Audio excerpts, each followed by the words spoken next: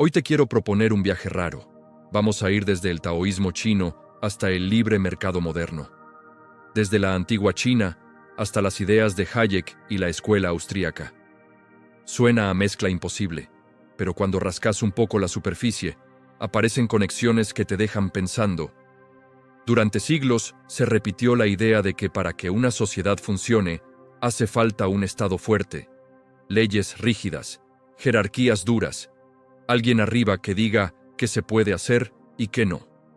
El cambio se veía como un peligro, algo que había que frenar antes de que desordenara todo. Sin embargo, en el corazón de la filosofía china apareció una corriente que pateó el tablero, el taoísmo, una mirada que confía más en el fluir de las cosas que en el control, más en el orden que nace solo que en el orden que alguien pretende diseñar desde un escritorio. El texto clásico del taoísmo es el Tao Te Ching, atribuido a Lao Tse, un sabio que habría vivido varios siglos antes de Cristo, más o menos contemporáneo de algunos filósofos griegos.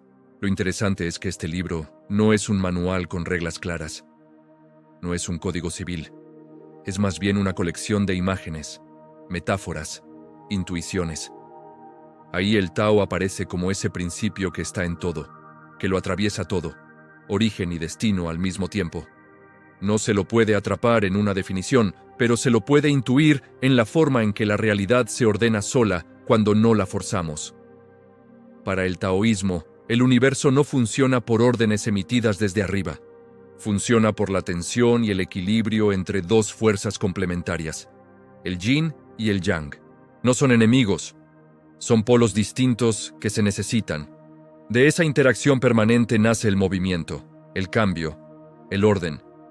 Si te acordás de Heráclito y su idea de que todo fluye, de que los opuestos se buscan y se equilibran, vas a notar un aire de familia. La idea es parecida. El orden no es algo rígido, es algo vivo, dinámico, que se recompone todo el tiempo. Ahí aparece el primer puente con el liberalismo moderno y con Hayek. Hayek se pasó la vida estudiando cómo se forman las instituciones sociales que nadie diseñó. El lenguaje, el derecho, la moral, el dinero. Todas cosas que usamos todos los días, pero que ningún gobierno inventó en una oficina. Él las llamaba órdenes espontáneos, sistemas que emergen de millones de decisiones individuales, sin un plan maestro, sin un arquitecto general. El taoísmo hace eco de esa idea. Plantea que cuando dejamos que las cosas sigan su curso, cuando no metemos una mano pesada a corregir todo, el equilibrio aparece. No porque alguien lo imponga, sino porque la propia dinámica de la vida lo genera. Lao Tse insiste en la acción mínima, en gobernar interfiriendo lo menos posible. Para él, el sabio no es el que da 1000 órdenes, sino el que sabe cuándo no intervenir. El que entiende que muchas veces las mejores soluciones nacen de la propia gente, de su creatividad, de sus intercambios, de su experiencia cotidiana. Ahí hay un contraste muy fuerte con la tradición política que ve en el poder un instrumento para moldear a la sociedad según un ideal. El taoísmo te dice algo muy distinto. Cuanto más querés apretar, más se te escapa todo entre los dedos. Pero la historia no termina en Lao Tse. Siglos después aparece Chuangzi, que lleva varias de estas ideas al extremo. Él plantea algo muy provocador. El buen orden aparece cuando se deja en paz a los hombres libres, cuando no se los persigue con regulaciones, guerra, impuestos, controles por todos lados. Zhuangzi confía en que si dejamos de tratar a la sociedad como un objeto que hay que manipular, el orden surge solo. Suena increíblemente moderno, casi una anticipación de esa idea liberal de que cuanto más centralización y planificación, más se distorsiona la vida real de la gente. En Zhuangzi describe ejemplos de órdenes espontáneos sin usar esa etiqueta. Habla de costumbres que nacen solas, de normas que la comunidad adopta porque le sirven, no porque un emperador las impuso. Si lo traducimos al lenguaje actual, podríamos pensar en cosas como el lenguaje. Nadie decretó que las palabras sean como son, se fueron formando, cambiando, adaptándose. La gente probó, corrigió, imitó, y así se armó un sistema increíblemente complejo sin que nadie lo hubiera diseñado. Para la escuela austríaca, Ese tipo de procesos son centrales. El mercado funciona de manera parecida. Millones de personas tomando decisiones, coordinándose a través de precios que nadie inventó a dedo, sino que emergen de la interacción. En la China antigua hubo además pensadores que se animaron a aplicar esta intuición al terreno económico. Uno de los más interesantes fue Sima Qian, un historiador que observó el funcionamiento del comercio, la división del trabajo, la especialización. Su conclusión fue clara. Cuando el Estado no compite con la iniciativa privada y no interfiere en la capacidad empresarial de la gente, los bienes fluyen, la producción aumenta, la pobreza retrocede. Sima describe al mercado como un río. Los bienes suben y bajan, día y noche, respondiendo a las necesidades y habilidades de cada uno, sin necesidad de un plan central. Ese río necesita emprendedores, personas que se adelantan al futuro, que ven oportunidades donde otros no ven nada. Sima Qian los describe como individuos que mantienen los ojos bien abiertos, atentos al momento, al contexto, a lo que la gente va a necesitar.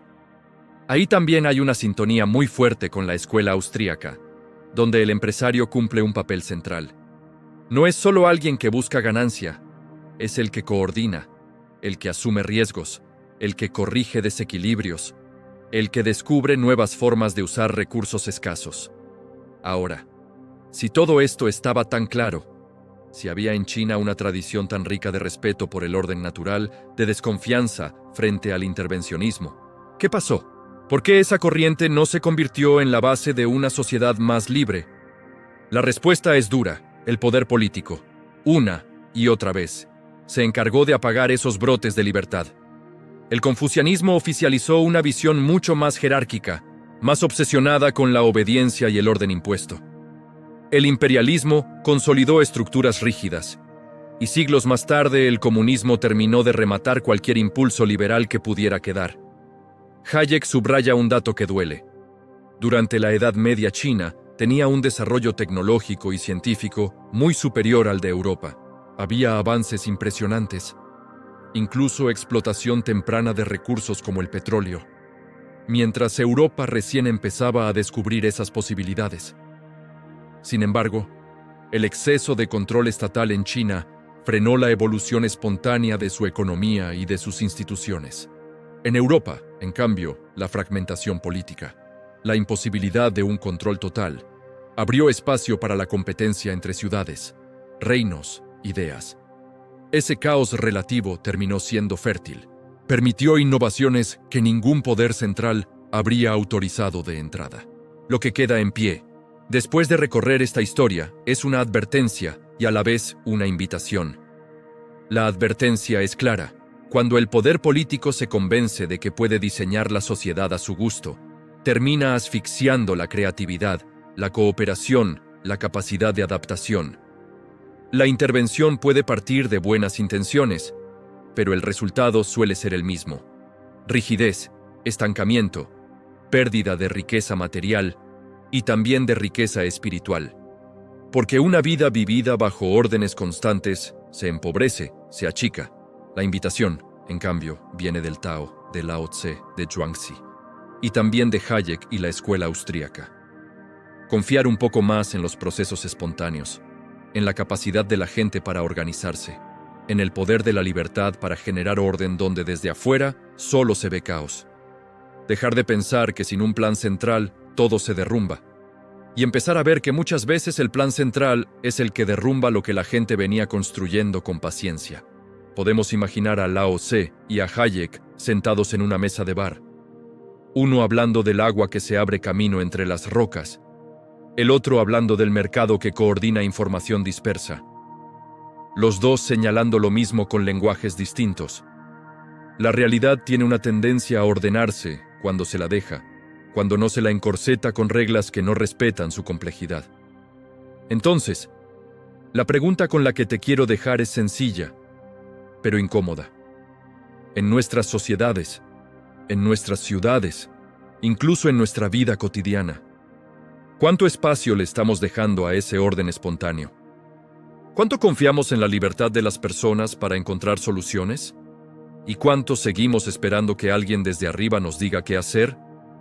Tal vez la clave esté en aprender algo del Tao, en practicar una especie de acción mínima, intervenir menos, escuchar más, observar los procesos naturales de cooperación que ya existen, en nuestra cuadra, en nuestro barrio, en la economía entera, y preguntarnos en serio, ¿queremos ser un río que fluye libre entre las piedras, adaptándose, encontrando nuevos cauces, o un río represado por tanta regulación, tanto control, tanta desconfianza? Si algo nos enseña este recorrido es que la libertad no es un lujo, es una condición para que aparezca el verdadero orden, ese que nadie dibuja en un pizarrón, pero todos reconocemos cuando lo vivimos.